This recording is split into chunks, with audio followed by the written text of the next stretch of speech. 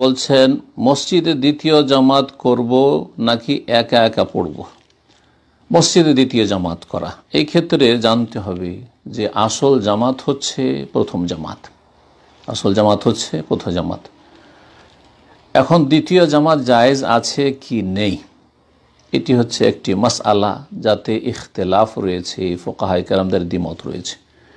তিনজন ইমাম, চারজনের মধ্যে ইমাম শাফিঈ, মালিক এবং ইমাম আবু হানিফা রাহিমাহুমুল্লাহ, তারা বলছেন যে যেই মসজিদের ইমাম নিযুক্ত রয়েছে, মুয়াজ্জিন নিযুক্ত রয়েছে এবং সেখানে মুসাফিরদের যাতায়াত বেশি সেখানে নেই, মানে মুসাফিরদের রাস্তায় সেটা পড়ে না, শহরের যেসব মসজিদ রয়েছে, মহল্লার বা গ্রামের মসজিদ রয়েছে, সেখানে দ্বিতীয় জামাত করা যাবে না। এই মতটি আল্লামা আলবানী রহমতুল্লাহ আলাইহি প্রাধান্য দিয়েছেন।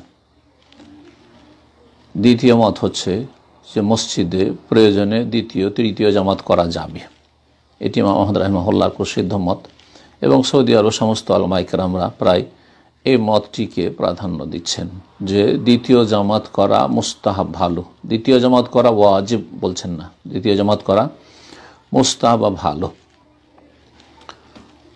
তবে জেনে রাখতে হবে একটি কথা, যে প্রথম জামাতে যে ফজিলত রয়েছে দ্বিতীয় জামাতে সেই ফজিলত মোটেও নেই। কেউ যদি মনে করে যে দ্বিতীয় জামাতে গিয়ে সে ফজিলত হাসিল করে নেব 27 গুণ 25 গুণ, সেটা সে ভুল ধারণা রাখে। জি হ্যাঁ, কখনো সেই ফজিলত পাবেন না। মূলত জামাত হচ্ছে প্রথম জামাত। আর তারপরে মনে রাখতে হবে যে যারা দ্বিতীয় তৃতীয় জামাত করবে তারা যেন অলসতাবশত এই দ্বিতীয় তৃতীয় জামাত না করে, এই যাচ্ছি যাব, পেলে পেলাম, না হলে দ্বিতীয় তৃতীয় জামাত তো পাবোই বা করে নেব গিয়ে জামাত, এমনটা না হয়, জায়েজ নয়। এইরকমই যেন না ইমামের সাথে আমাদের দ্বন্দ্ব আছে বা এই ইমামকে আমরা পছন্দ করি না, সেই জন্য সে ইমামের পিছনে সালাত পড়বো না, তাই আমরা পরে গিয়ে দ্বিতীয় তৃতীয় জামাত করবো, এমনটাও যেন না হয়।